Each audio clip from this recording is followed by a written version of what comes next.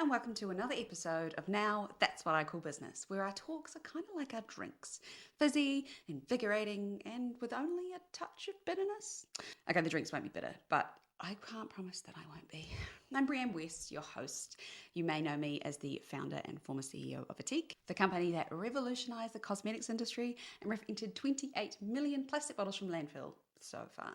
This podcast is like a spoken diary, all about building Incrediball that I'm sure I'll either look back at one day and either laugh or cringe. But we're going to talk about the decisions we make, the challenges we've faced, and in general, how building another world-changing business is going. And to those of you who have raised an eyebrow at me at why I'm doing this so publicly when it could be failure, well, as I always say, we're all going to be dead in 100 years, so what the hell does it matter anyway? I'm doing this in the hopes of inspiring and educating other mission-driven entrepreneurs to create businesses that change the world.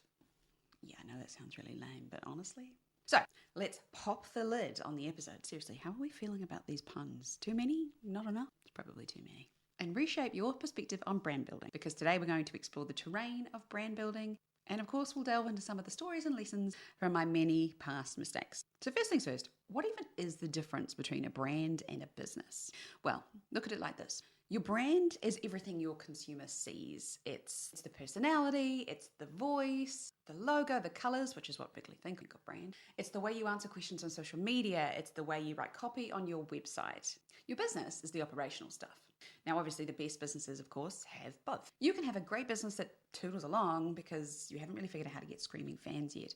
Or you can have an amazing brand that people adore, but only fleetingly because the stuff underneath the brand fails and people don't even get their stuff. In my experience, people focus on business over brand. It's a form of short-term thinking that so many of us do. It's why we fail to grasp things like the climate crisis because it's not right in front of us. Well, it is, but that's another podcast. So we don't make decisions based on that. Instead, we make decisions that seemingly benefit us in the short term. We have loads and loads of online sales that begin to strip at the perceived value of your product. You develop products and services that don't really align with what you're trying to do, but they might get you some sales, so it seems like an opportunity. You hire and put up with people who don't represent the brand because they bring some other handy talent. I have done every single one of these and way more because by nature, we just aren't great about thinking about things in the long term. It's why so many of us don't consider our retirement or why a lot of us make really bad investors. The best investors are actually the dead ones. Brand building is like constructing your business's house.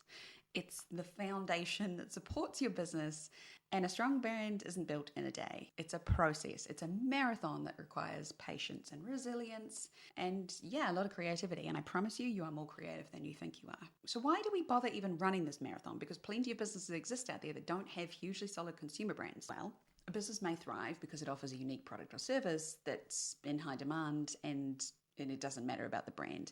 It might be operating in a niche market where there is no competition. In this case, the strength of the product or service overshadows the need for a strong brand that sells itself. And a good example would be the EpiPen. You probably know the name, but have you ever thought about the brand behind the life-saving jab?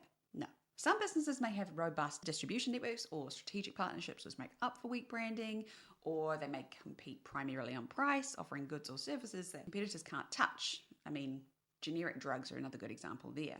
Lastly, businesses operating in the B2B space, so business to business, they often rely much less on consumer-facing brands for obvious reasons. However, while these are all useful in allowing a business to survive and even thrive in the short term, in the long term, a strong brand is massively beneficial. It will foster consumer loyalty, therefore sales. It excites retailers so they come knocking on your door and you don't go knocking on theirs.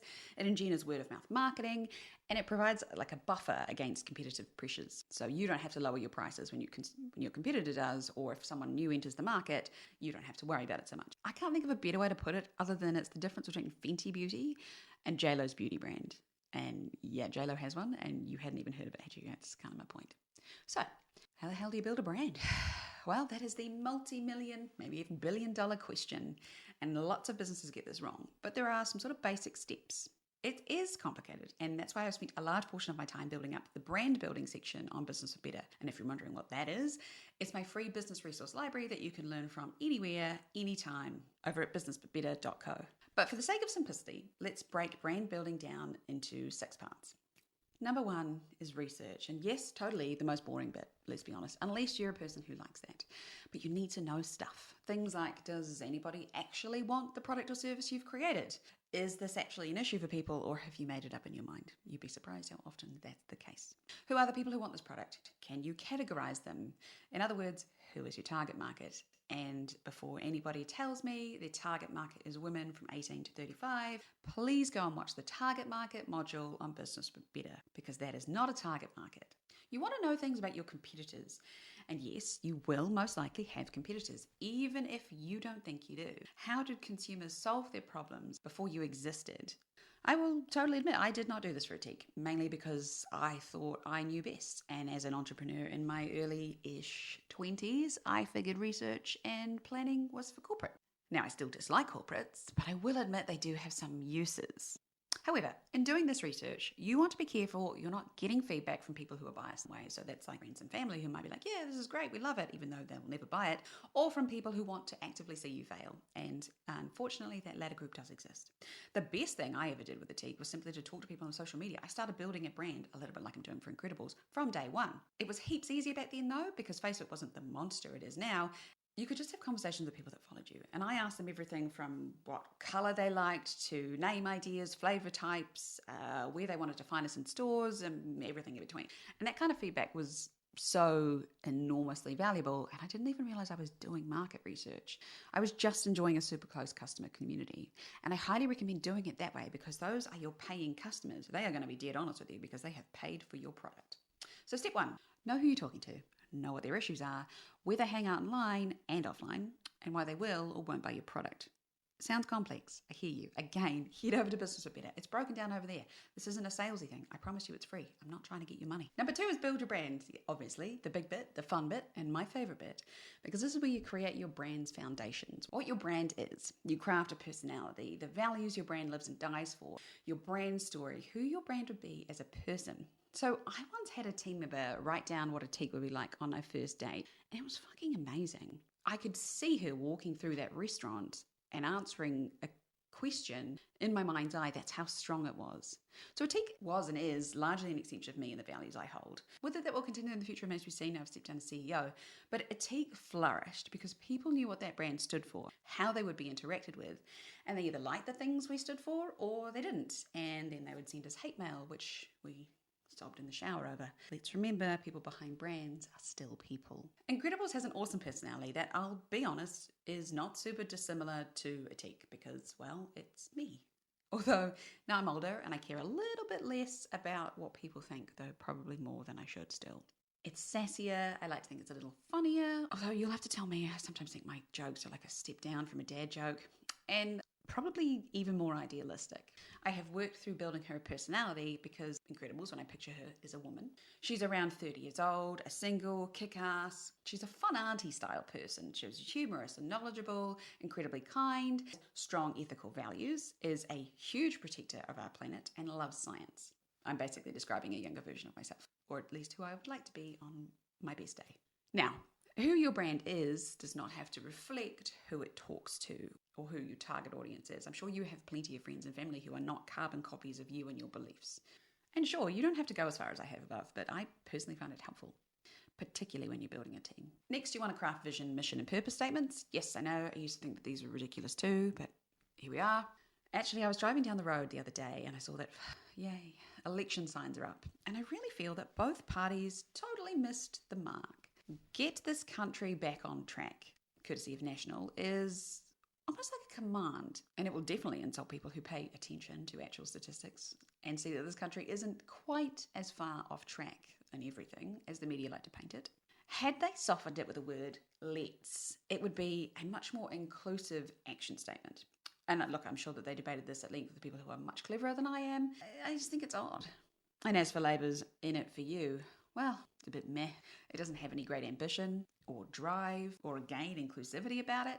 It's a soft, nice statement that they're in it to make our lives better. Cue cynical laughter. It's not a war cry. I don't get excited. Maybe they were going for that. So your vision, mission, and purpose statement really need to be succinct, clear, ambitious, and speak to why you are doing what you're doing.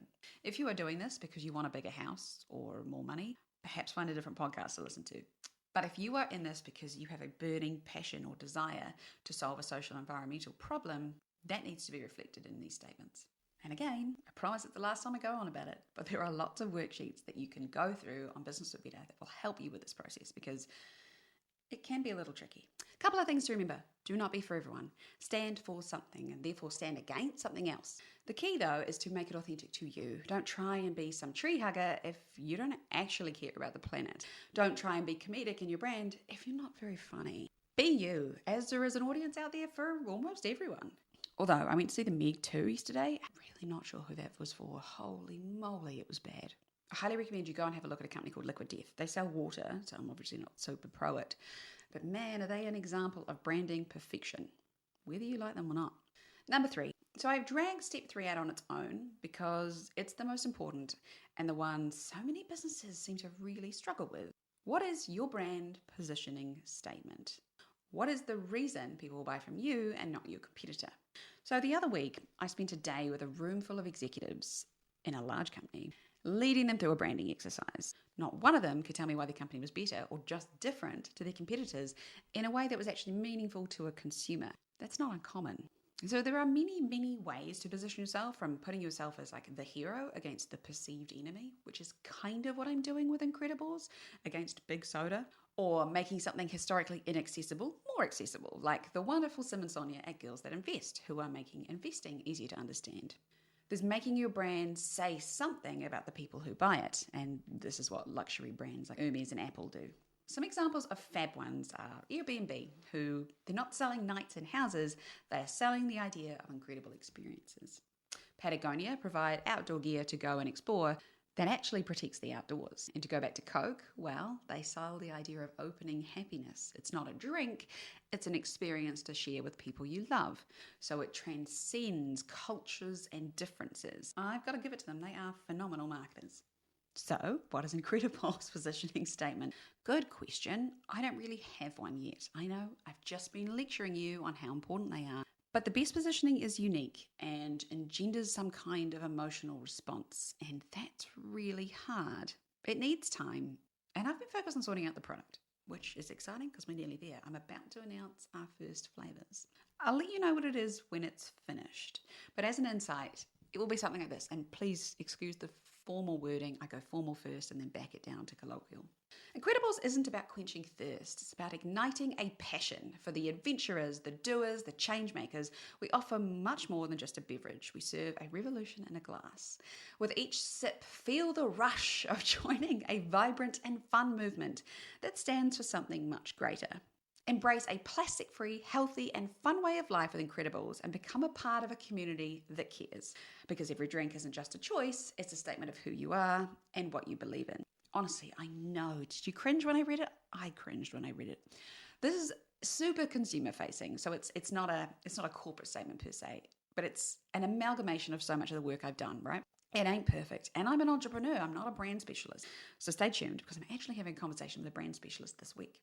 If you want to give this a go yourself, here is a quick branding exercise. So write down 3 words you want people to think about when they think of your brand. So for Incrediballs, things like sustainable, compostable packaging, fun colors, whatever. Next, write down 3 things you want them to feel about your brand. So it could be something like inspired, comfortable, trusted. And then finally, have a think about what you can change about your presence online or create, if you're not already there, to engender those associations. It's a very small exercise, but it's actually very tricky. Step 4 is messaging. It's your opinions. It's what you will say on social media, what you won't say on social media. Now, it's important to say things that matter to your brand. A lot of brands shy away from tricky conversations, and I totally get the compulsion to do that. It's scary, potentially caught in controversy online. I remember years ago, we talked about the impact of dairy in which plant milks were the best option. Now, in no way did we slam farmers. I am not anti-farmer. We simply provided facts from life cycle analyses. And I remember my social team and we spent the weekend stressed as due to the abuse. So I get it. But you must have positions on things your customers care about. You don't have to have an opinion on everything because you're not an expert on everything, so you shouldn't. But if it's something that your audience cares deeply about because it's reflected and it's something that logically your brand would have an opinion on, You need to. This is where you get consistent on what you say, where, and when. And I know how tricky this step is. And as your team gets bigger, it's more and more important to have people on the same page. Build a brand guideline stock and save yourself a lifetime of pain. Because seeing messaging out there that isn't quite right is quite annoying. And it's no one's fault but your own. Step 5, this is the bit people think about with branding, the visual stuff. So now you have all the foundations you need to create a killer brief for a designer so they can create or revamp your visual brand. Now, there's not much to say on this one, but just ensure it's consistent. Don't be me and try to change it all the time. So my wonderful creative designer who has been with me through all of my businesses, and yes, Incrediballs too, has the patience of a saint. One day I want bright colours, block colour, and then the next day I see a pretty pattern I like, and all of a sudden I want pastel patterns. I'm so sorry. So step 6 is the most crucial.